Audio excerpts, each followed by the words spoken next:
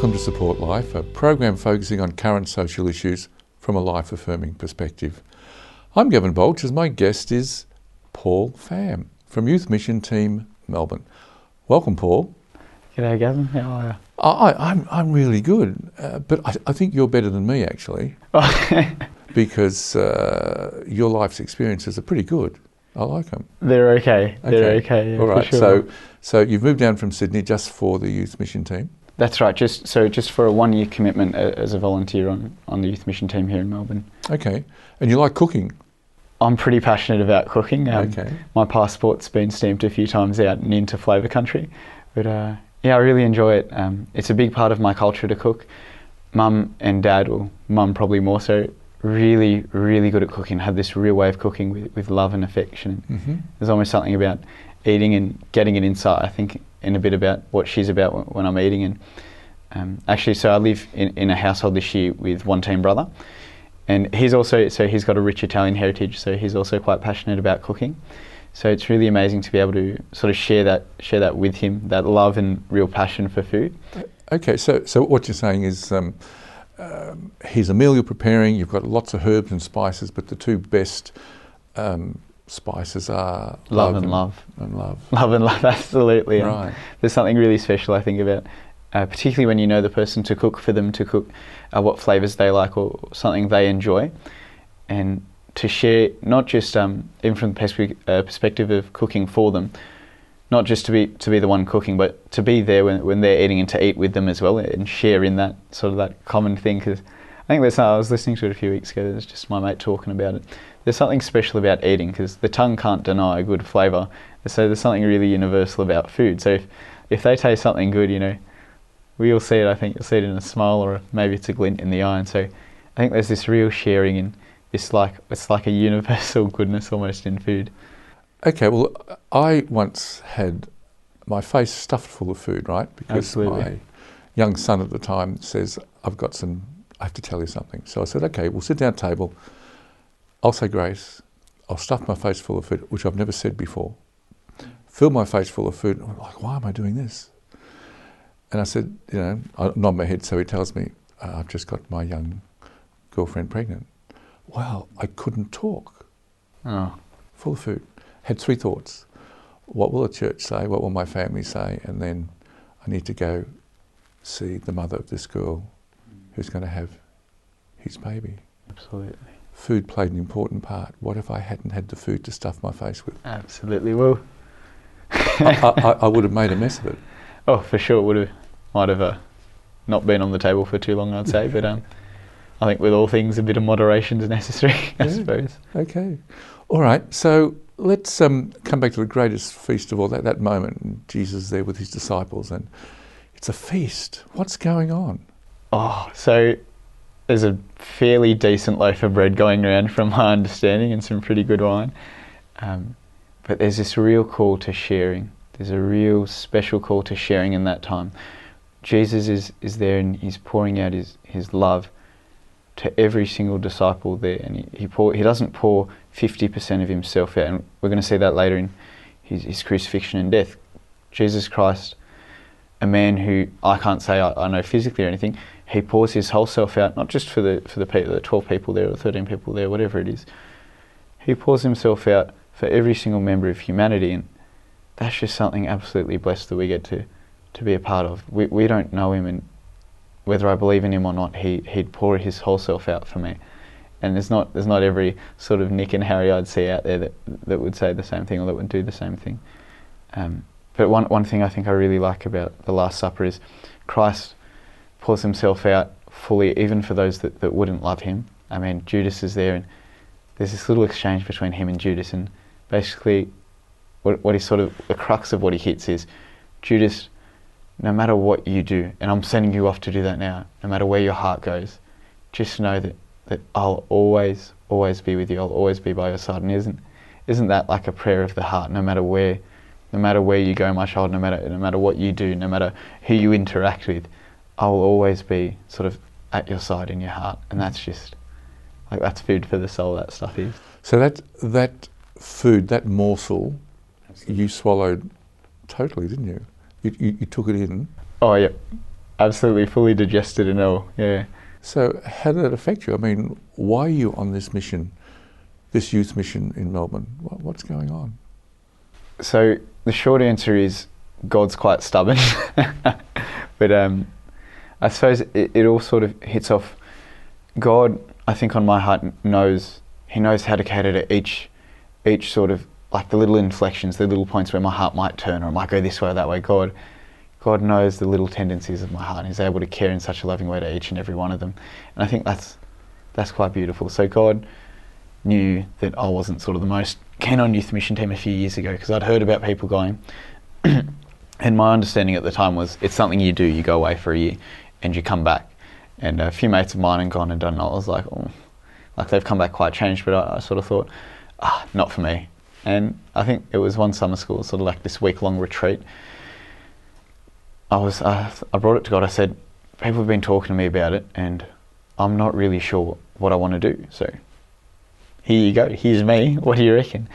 And I remember just getting absolutely nothing in prayer. Just sitting there, zilch, zero. And I was like, righto, well, that's clear as day. I am not called to youth mission team. Let's move on with my life. So hit year 12 and I'm planning, all these ambitions. So I'm going to go do my degree. I'm going to go do this work camp. I'm going to go off with these people. And I think God's got this real way of just reducing our plans to dust, which at the time was quite frustrating, but what a joy it's been. I think first day here, I think just my first day here, God outdid my generosity that I'd give for the year in my first day here. And I just remember sitting with that in prayer and just thinking, like, what an amazing God to love me so much like that, just abundantly and just overflow in that love. Like, just enough isn't good enough with our God. He has to give so much more. And that, in turn, has caused you to give a little bit, if not so much more back. Absolutely. Like trying, I think. The key word there is I'm trying. So I'm trying to give myself to God, like every part and every day, every decision. God wants to know about the little tedious decisions. He wants to know about what you get at Macca's. He's a jealous lover, so possessive and so wanting to know each yearning of your heart. And so for me, God wants to know that, so why not share it with Him? And there's this real, like, I've given the year, but in so many ways I've taken, like, God's given so much this year as well. And of course that's what He's called me to, but I've not gone without a stride, and I've not gone without thinking, God, without a bit of excitement, what do you want for me next? Okay, Paul, we'll come back to this jealous lover in a minute. You're watching Support Life, and we'll be back after the break.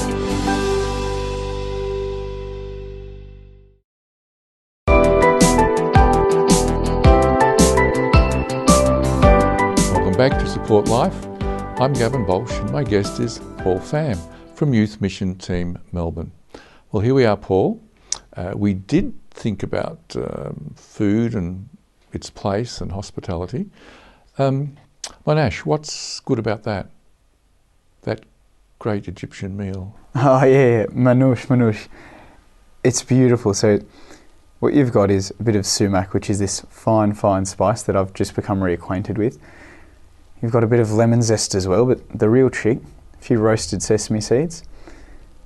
Eating that, it's just like taking a little bite into just the beauty, I think, of creation. There's just something really special. You bite it, and there's so many flavours that hit the tongue at once. And I sort of imagine God's creating heaven and earth, and He's going wild. You've got the waters, the mountains, you've got things teeming and brewing. So many things going on at once. A little bit like manouche. A tiny little bit, but I take what I can get. I pull any cord I can. So I think, absolutely, yeah, that manouche, it's really tasty. Big part of my culture, absolutely. Awesome. Okay, and I suppose you've prepared a dish beforehand and we're going to taste it later, are we? 50-50, we'll see how we go. We'll see how we go. Okay, so not only is food important to you, but this thing called maths, or Americans would call it math. So tell me about it. Maths as well, yeah. So I've got, I think, a bit of a special spot in my heart for maths. I quite like it. Maths is so consistent. It's 1 + 1 is 2, no matter where you go. So I could be in Africa, 1 + 1 is still 2. It's almost a bit like a universal language. There's something about maths that appeals to everyone there, like at its most basic form, because it's so reliable. And it's definitely something that's missing in today's world, is this consistency, this reliability. Instead, what we've got is this swelling of almost this dangerous relativism that says, do whatever you want. Chris Stefanik talks about it, and he says, 2 plus 2 is 4 no matter where you go, and my 2 plus 2 equals 5 can't possibly impose on your 2 plus 2 is 4. There's something really special about this like numerical truth, empirical truth, that is this like mathematics that we know. We can go further down the track and say, what happens when you get all these variables? What happens in maths when you're at the point where it only works if this thing works and this thing works and this thing works? But putting all of that aside, regardless, maths happens to be so consistent. And there's a consistency there, I think, that we can take a peg out of. Not necessarily that everything in thought must be mathematical and completely logical. More so, I think that there is a consistency in life. There are rocks in life that we can rely on. And we forget that. We say, whatever truth I want, that's what I'm going to believe. I believe that I'm my own man. I'm my own God. I'll do what I want, sort of when I'd like to do it. And as long as I don't hurt anyone, that's fine. That sort of mentality is the reason we get so many tragedies in the world. The reason we get so much sort of blood shed, so many hearts broken. But there is a lack of reliance on consistency, and I think, and maths really does, in some ways, I think, lead towards or show a glimmer of that consistency at least. So where have you found that consistency in this world? In my life, without a doubt, God's been that rock. He's a stronghold. I look at times in my life where I haven't had anyone there. I've had, whether it's because someone passed away or there's been some tragedy or people have sort of fled, and there's always a moment there. I found there's always a time, a crucible, where there's no one there for me at the time. No thought to comfort me, no words I know, but all there is a real. It's like a prayer of the heart, and it's a prayer. It's wordless, but it's just, God, here's my heart as it is now. Take me as you find me. And for me, that's the prayer of my life, I think, because my heart's always changing, here and there. But no matter what, God's always there for me. And I think just that prayer, God, no matter where I am, no matter how many times I leave you. Like I think of today, how many times I might have left his side, whether it's the wrong word I put in about someone, something stupid I said, God still won't leave my side. So he's attached on. And I think that's amazing. That prayer, God takes so seriously. Like, God, no matter where I'm at, no matter where I go, no matter how many times I reject you, defile you, whatever I do, never leave my side. And God takes that prayer so seriously. And he takes it so seriously that he'd take it to the cross and then back again. And I think that's just, that's a God of love. All right, so in expressing this, you're saying that you have found someone who sees worth in you. Absolutely. There's a real sense of validation in myself and a real knowledge of who I am as a person. I mean, I've got likes and dislikes, but everyone does. I've got preference, everyone does.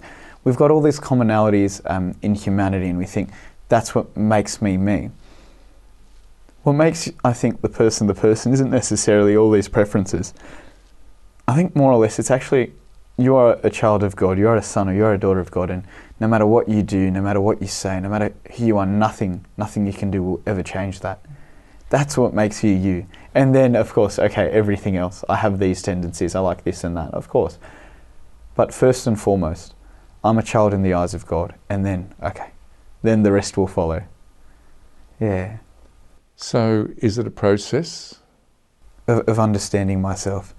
Very much so. I think someone can say that. Someone can come in and say to you, okay, you're a child of God, you have worth, you're important, you're valued. But it takes a real journey of oneself. It takes a real sort of actual coming to know yourself a bit better, actually going through that struggle, going through crises, to come face to face with definitely that part of yourself, accept yourself for who you are, and then take that to God. I mean, we can't take to God what we don't know or what we don't have. We can only take ourselves. And that's something really special, I think, that taking of ourselves to God. And that's what, for me, it's definitely been. It's that process of finding more about who I am, what I do, how can I grow as a child of God, in what areas, and then taking that to Him each and every day, not just in my victories, but in my loss and struggle too. Okay, so your book of wisdom, which is the Bible, the New Testament. Absolutely.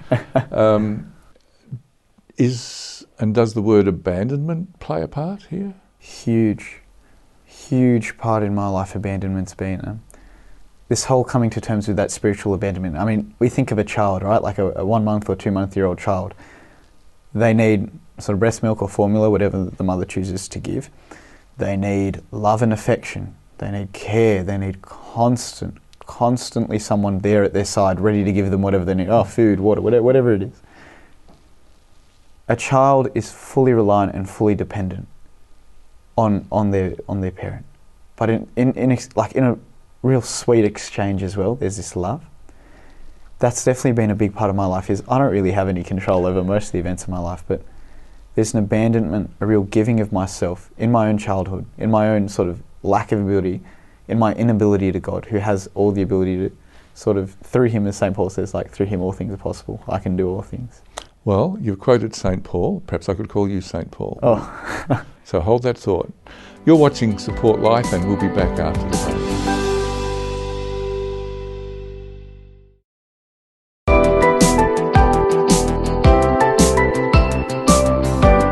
Welcome back to Support Life. I'm Gavin Baulch, and my guest is Paul Pham from Youth Mission Team Melbourne.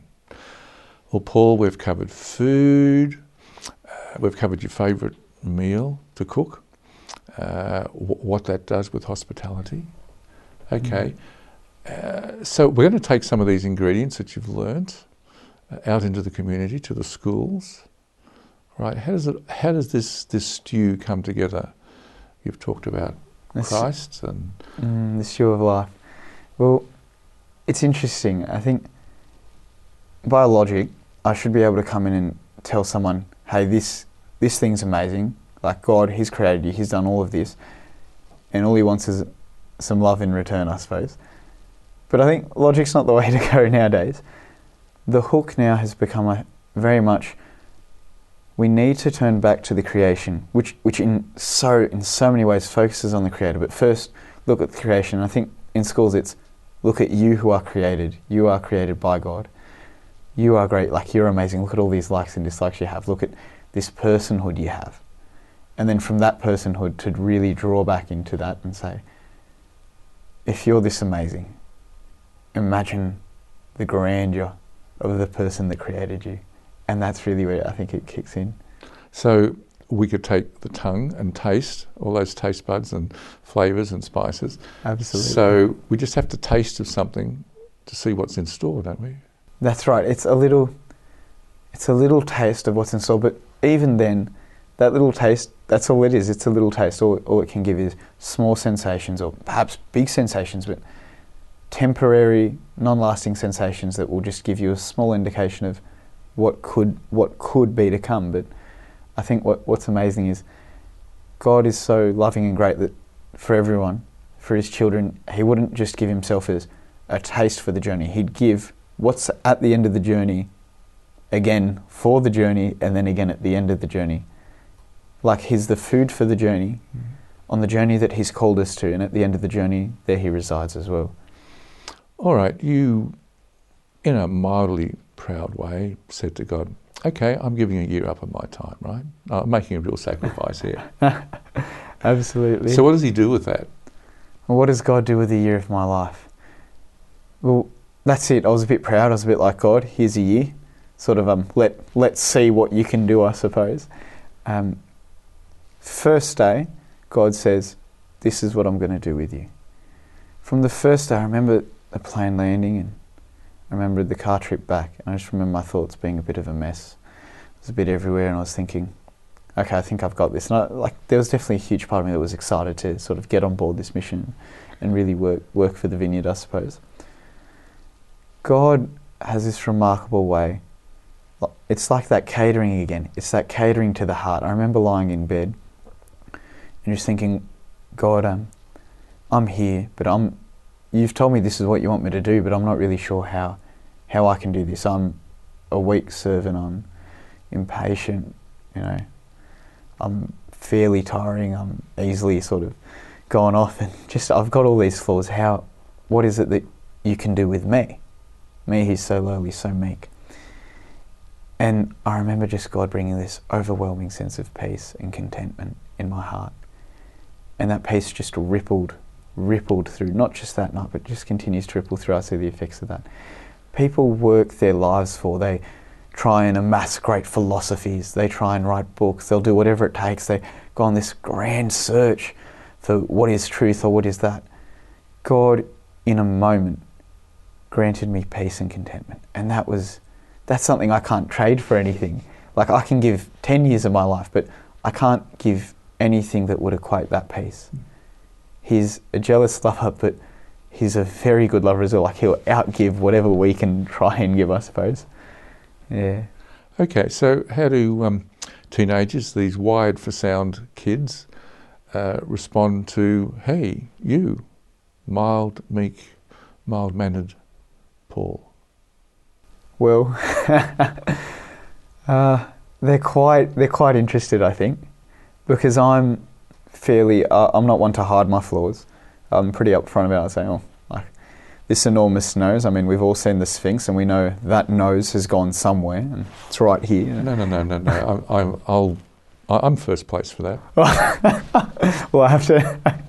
Okay, for sure. Then, I'll bring them that. I'll bring them like these little flaws, and I'll be really happy with them and proud of them, proud of who I am as a person. And in their lives, they don't have that.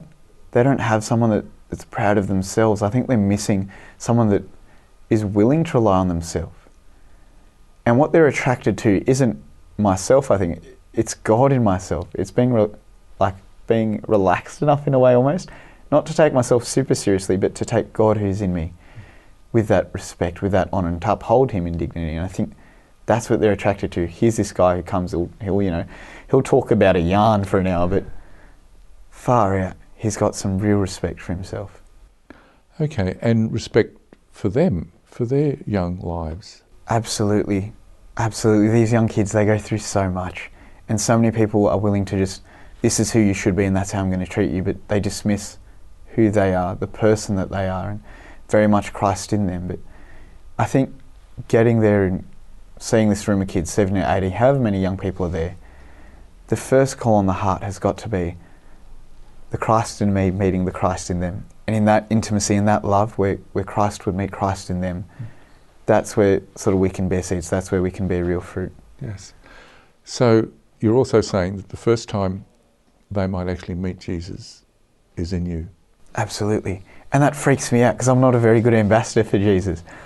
But that's a real privilege. God resides in me, and that the less I have of myself, the more I can have of him, the more that they can meet, I guess.